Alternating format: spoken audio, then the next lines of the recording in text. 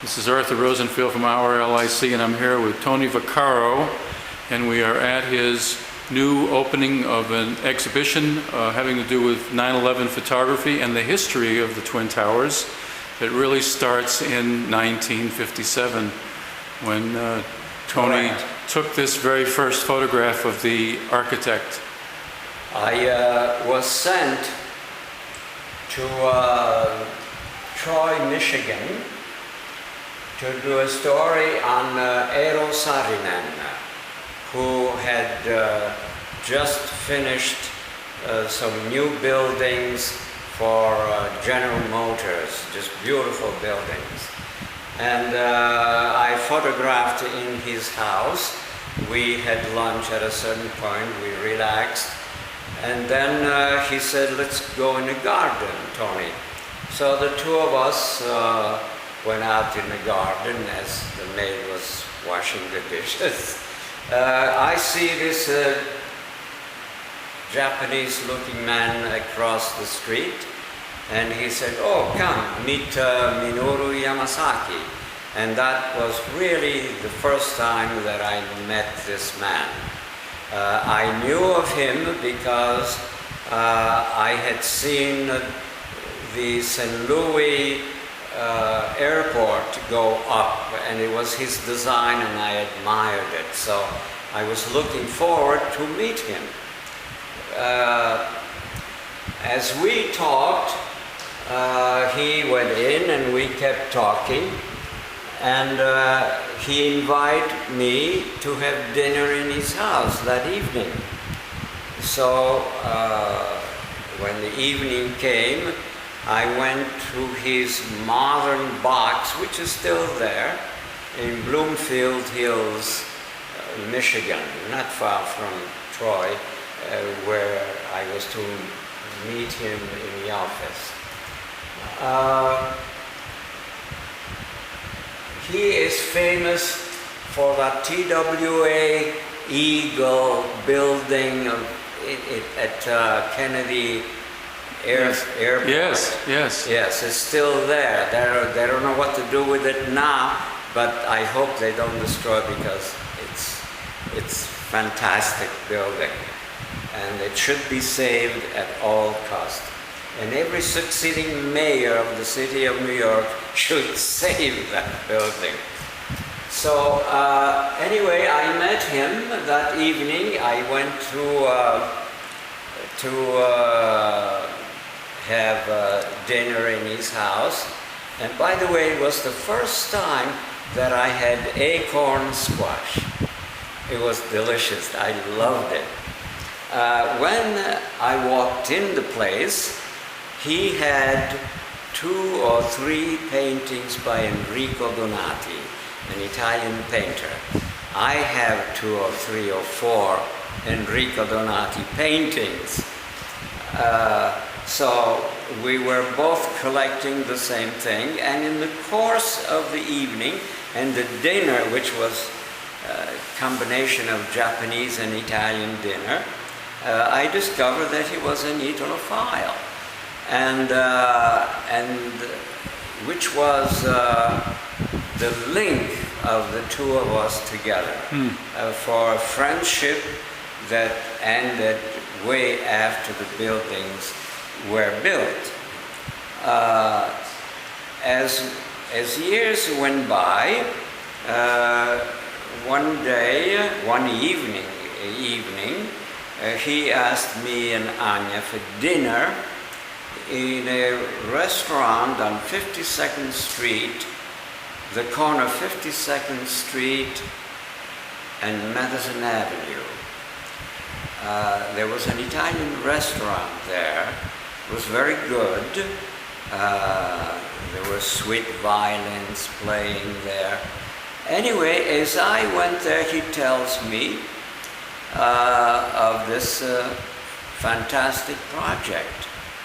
And the story that he told me is that they had asked of him this committee of the World Trade Center, of the World Trade people, of which Rockefeller, one of the Rockefeller, David, I believe, was at the head of it. they actually had asked him to design the tallest building in the world. He dissuaded them to go with the tallest building in the world because once built, another city, another country, another nation would go a foot higher and you lose it. But he suggested two buildings designed in such a way that they become a symbol that can never be dethroned. No matter what they do, we are the first to do it this way, you see. And I think he succeeded in doing this. Now, before he began to think what he wanted to design, he said the buildings, but also a beautiful piazza, Tony. I said, if you want piazza, Italy is the country. Just go anywhere. And eventually he came back, and he tells me the story that he was influenced by this building where you see one column going into three columns, and he designed it all the way to the top. As you can see here, this is a model, by the way. You see one column, it goes into three columns all the way to the top, you see. Now, the other thing that he was influenced, this actually was his daughter, Maya, who suggested, Daddy, look at one column that goes into three columns. So he was honest in telling me that it was his daughter. Then he said, as he went along, driving through Italy, he went to Milano, he went to Florence, and then between Florence and Rome, he passed through the town of San Gimignano, as you can see here, and here is how he wanted the towers to end. Now, the reason that this influenced him to do it this way is because the committee had asked him that the building should compete with the Empire State Building, with the Chrysler Building, which hanged like steeple, you see. He hated steeple. So when he saw this truncated towers, that's it. And there you have it. The model, small, straightforward build. Actually, this was taken with a wide-angle lens in color, and this I took with a straighter lens. It was a small room. This was in Troy. So here you have the buildings. Here you have the one column into three, and this three. And this is the piazza, which he designed after the Piazza San Marco. Now, the Piazza San Marco does not have a centerpiece, it's just one piazza. But here, there was, at that time, there was a famous modern Italian sculptor called Pomodoro, which in Italian language means the tomato. But Pomodoro, whom I met, unfortunately I never photographed him. I tried, and every time I tried to reach him, he was gone. And so he designed the world, the round of the world. And there was a sort of a fountain. It was a beautiful design. Now this is how it was designed. So, and here you see it. Here you see how it was. This is water going like that. By the way, when I took this picture, these were just pieces of glass, but I took small wire and I bought what they call rice bulbs for photographers, and I lit all of these lights. So this was inside, this was actually the model. This was the model. The model. This model, you see.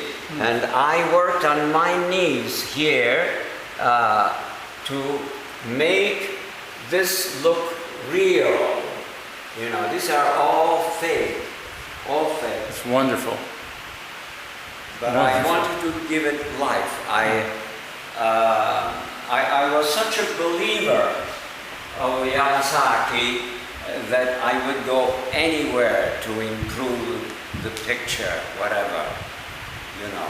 What a fantastic picture. Also, what was wonderful about him is that every time he came to New York, we had dinner together with Anya. Sometime we took the children along, and a few times he came on my terrace to take us out.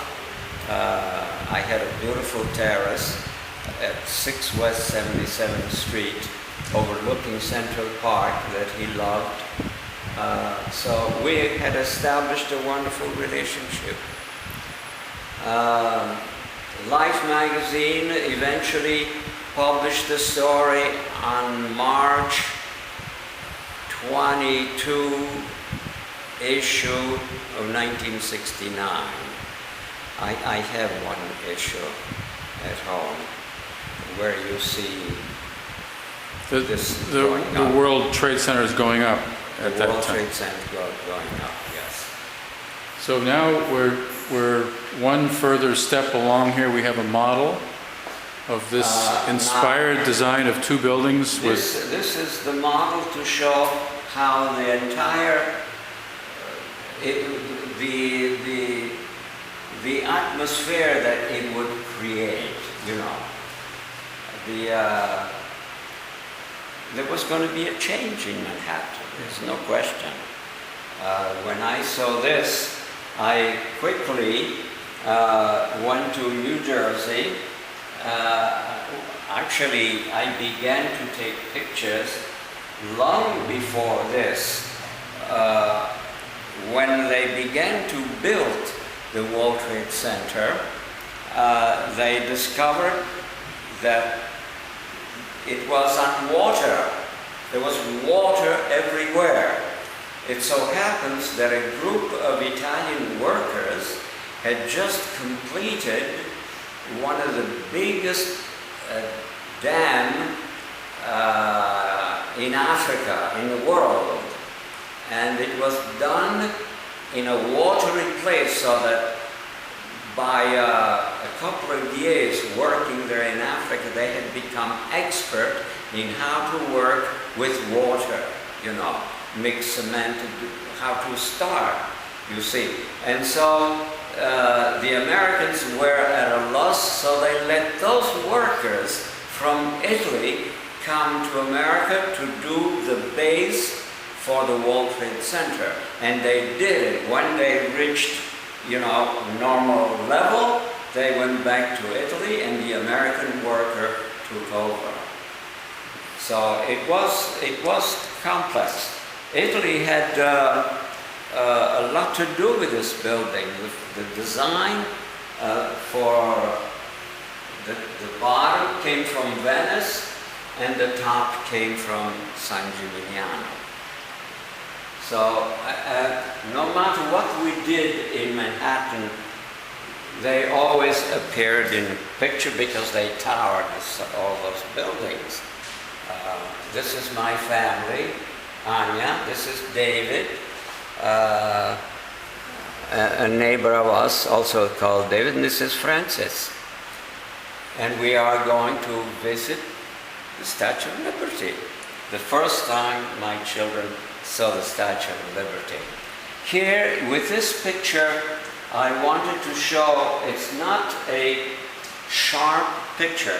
I purposely did not want all the lines. So what I did, I halated and the lens, as I took the picture, I just went on a lens, I just put a layer, and it took all the details away, but gave me the mood that I wanted, living with those buildings, you see. We loved them. They were part of us, part of our... But this was very personal for you because those buildings have been part of your life and your family's life for years. For years. So, and throughout the years, I must have taken thousands of pictures. There are many photographers who took, a friend of mine, Santi Visali, took thousands of pictures. And each one feels he did the best, Actually, it's not that we did the best, they were the best. So anybody who clicked anything, it's a fantastic picture. So here is just a Macy's fireworks, We already had lived with the buildings for years, and here they are at night. It's not too sharp because I had to overexpose a little bit to get. Yeah, this was taken from the tip of Brooklyn.